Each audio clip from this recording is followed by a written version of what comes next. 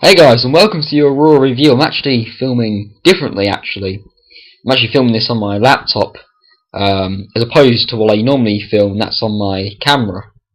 And I know there is some issues with my sound on my camera, and it sounds a bit hollow, really quiet as well. So I thought we'll try and switch things up a bit, and try and make it better.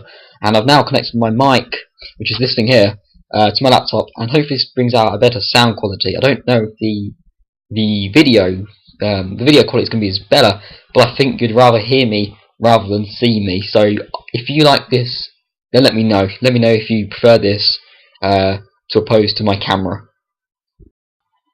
So you start the show with Triple H coming down to Raw, and he just says about how he's going to have a word with Daniel Bryan later, and that's the main event, of course, the last segment of the show.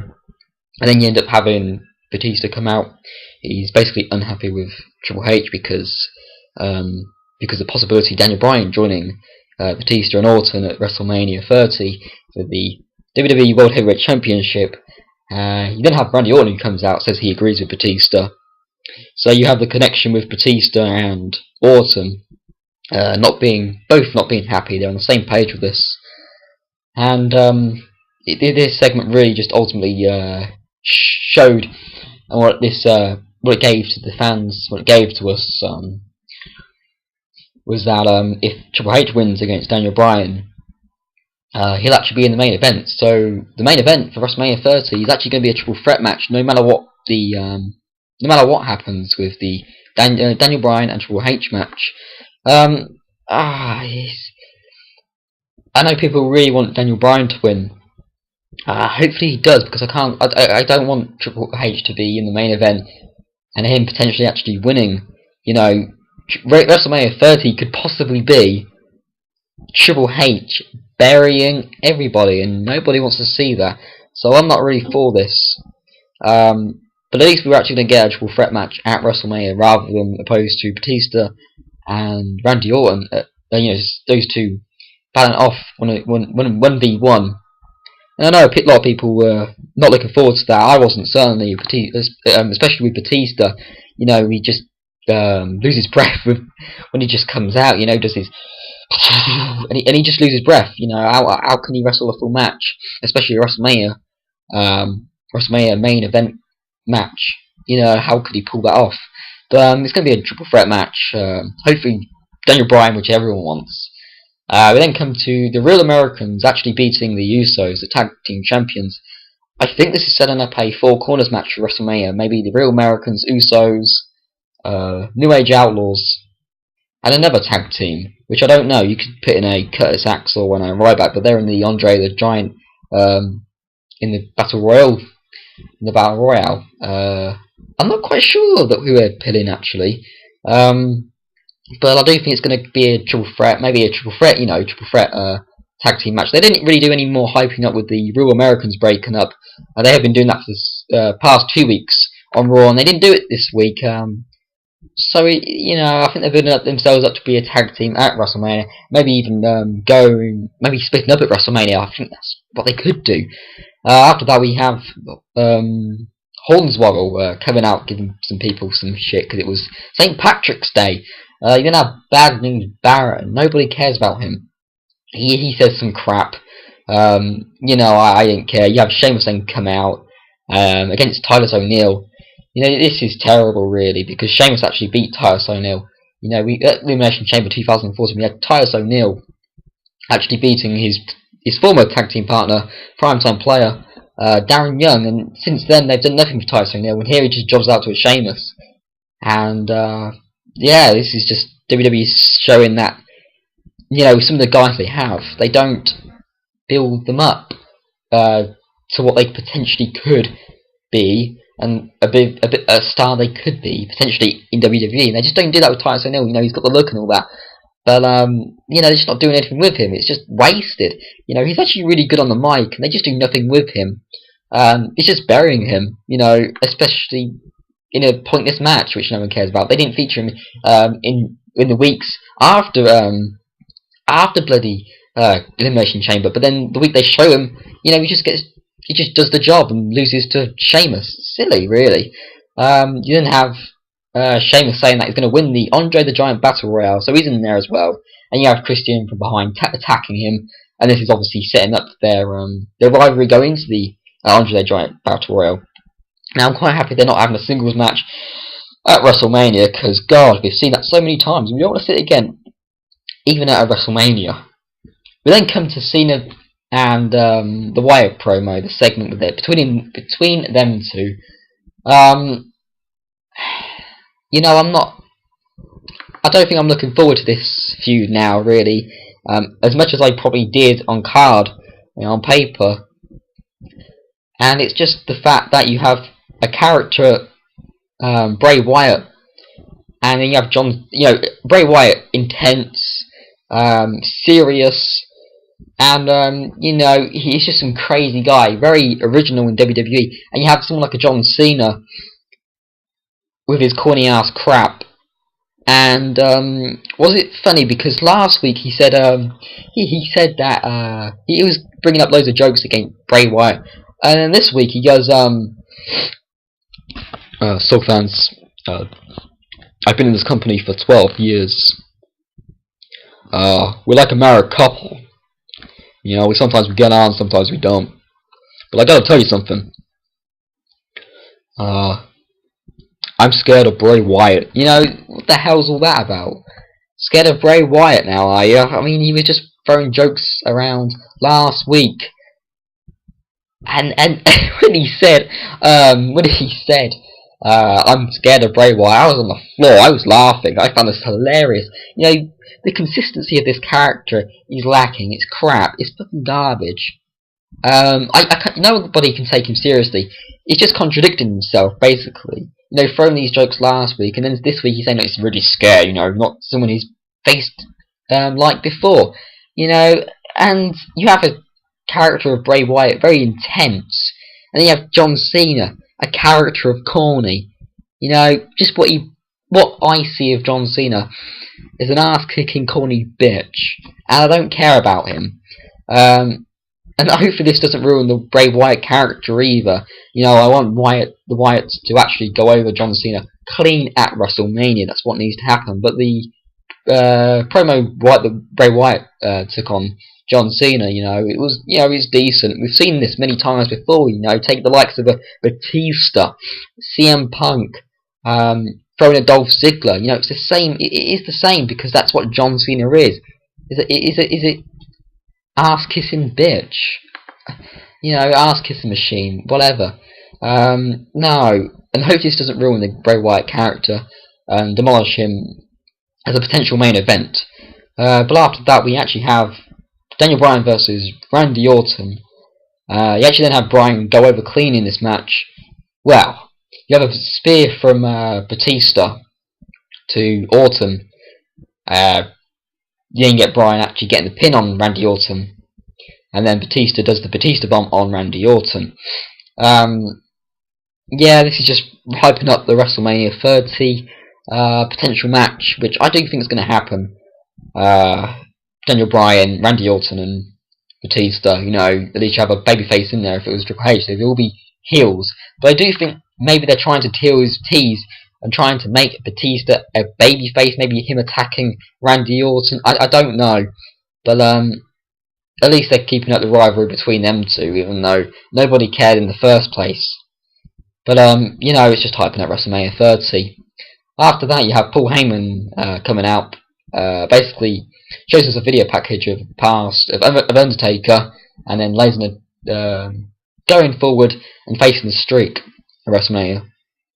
And it was not a bad segment, but again, like I said in my past review, there was no Lesnar, and there was no Undertaker on this show either. It's supposed to be Lesnar versus Undertaker, not Paul Heyman versus Undertaker, because all I see with this feud at the moment is it's Paul Heyman versus Undertaker. Paul Heyman's obsession with ending the streak. That's all I see at the moment. There's not much interaction between Lesnar and Undertaker. It's all Paul Heyman and Undertaker. There's not much of Lesnar. Maybe have Lesnar beat up Undertaker one night, but they haven't done that so far. It's just been the Undertaker who was. All we've seen with the interaction between them two is Undertaker chokeslamming Lesnar into the table, onto the table, through the table. That's all we've seen, and it's just, to me, it's Paul Heyman versus Undertaker. That's all I see it as now. So I'm not as pumped up as I am for the match for WrestleMania. Anyway, after that we have Goldust beating Fandango. This was just fucking pointless. This was. Maybe the Goldust and Cody Rhodes could be in that fatal that Four Corners tag team match at WrestleMania. Maybe. It doesn't look like they're going with the split with Goldust and Cody Rhodes anymore. They haven't really teased it either. But it doesn't look like they're going to actually be doing that anymore. A bit of a shame, really, because I'd have liked to see that at WrestleMania, especially as it could have been a nice mid-card feud. But we're not getting that, unfortunately. But you have Goldust beating Fandango. This was a horrible match, really bad match. After that, we had Kane comes down to the ring. He actually blames Jerry the King Lawler for the Occupy Raw, because it was in his hometown. He ended up having the Shield come down, because there was a backstage segment with Kane saying that, you should be all ready now, come down later, whatever. The Shield come down and actually turn their back on Kane, because they were looking at Jerry the King Lawler. They say what they will do is best for business, and they turn their back on Jerry the King Lawler and they go to Kane, and they end up beating him up. So they actually beat up Kane, and is this teasing them to be babyfaces now? I think it might be. I think it's the time to do that, because all the crowd always always chant and cheer for the Shield, and it's just giving them the John Cena treatment where everyone boos him but they're keeping him as a babyface. Everyone's cheering the Shield, but they're having him as heels, and now they're turning babyface. I think it's a nice change as well, and I don't think they're actually going to be splitting them up anytime soon right now, because they teased it, but they're not. They're back together now, and they're as bigger and better as they were before. I believe we might have a six-man tag maybe at WrestleMania. Maybe have the Shield versus Kane. Rumours are telling me that the Ascension, which are the NXT Tag Team Champions, are going to be in that match, and they'll be with Kane. That'll be good as well, bringing in NXT competitors onto the main roster, and especially having them debut at a WrestleMania. The characters of the Ascension are really good. They're compelling, and they'll be very nice with Kane against the Shield. I think it'll be a good match if we actually do get that. But I do think they're going to go with the six-man tag match. I don't know who Kane's going to be teaming up with, but people are saying that it could be the Ascension, which would be really good. I would like that. But with the Shield turning babyface, I think this is the type of babyface we need, because they're three guys people care about. They can be quite edgy. Look at Dean Ambrose, all of his past stuff is John Moxley. Some really good edgy stuff there. And this is the type of baby faces we need, badasses. That's what I believe the WWE is really missing right now in the product. Anyway, we have a four-man tag match. These participants of the Andre the Giant Battle Royale. I forgot who actually was in this match, but the baby faces go over.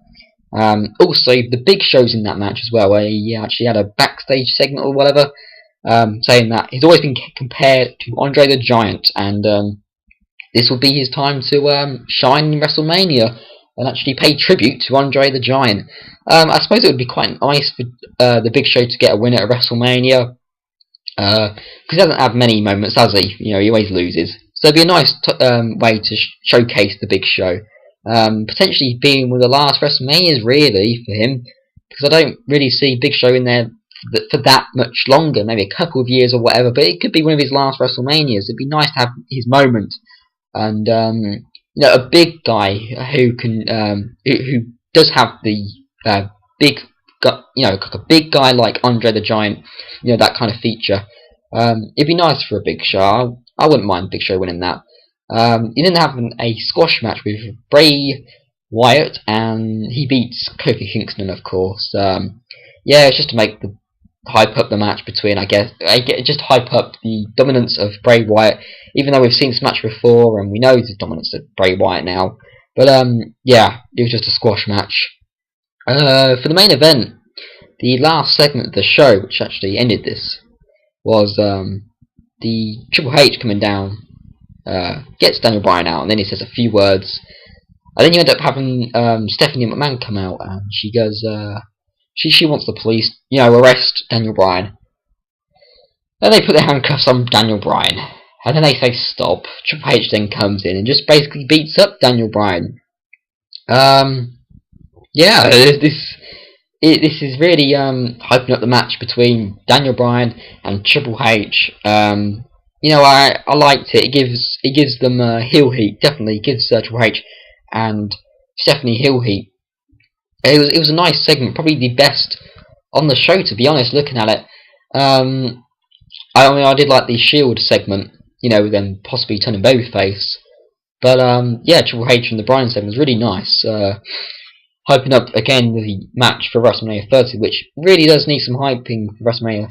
Really does. We need some hype for WrestleMania, and also something I didn't like about this Raw, and what I don't like at the moment with the road to WrestleMania is that we only have 4 matches announced. I think we need more than that.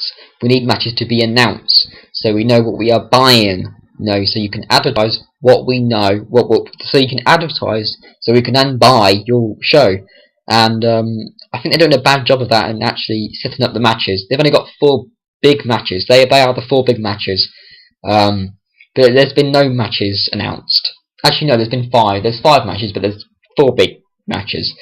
And I just think there needs to be more matches to be announced. So I hope you enjoyed the Raw review, guys. This wasn't actually a bad Raw, to be honest. Hyping up all the matches, what they already have announced. I just think they need to announce more matches so we know what we're buying, and you can then hype them up in the following weeks. I think we've only got 2 Raws now, and that's it. That's WrestleMania then, and we need more matches announced. So yeah, I hope you enjoyed the review, guys. Let me know and share your thoughts about this Raw. Also, let me know if you prefer me actually doing the video on my laptop, or you prefer it with my camera. I can do both. I can do either, to be honest. Just let me know, because I know the sound quality is much better with this, because the sound quality of the camera is terrible. I know. Alright. Oh, it's bad. Also, add me on Twitter. Follow me on Twitter, add me on Facebook, add me on Skype. I'll talk to you, I'll socialise with you. Don't worry, guys, I will. So I hope you enjoyed the Raw review, guys. Until next time, see ya.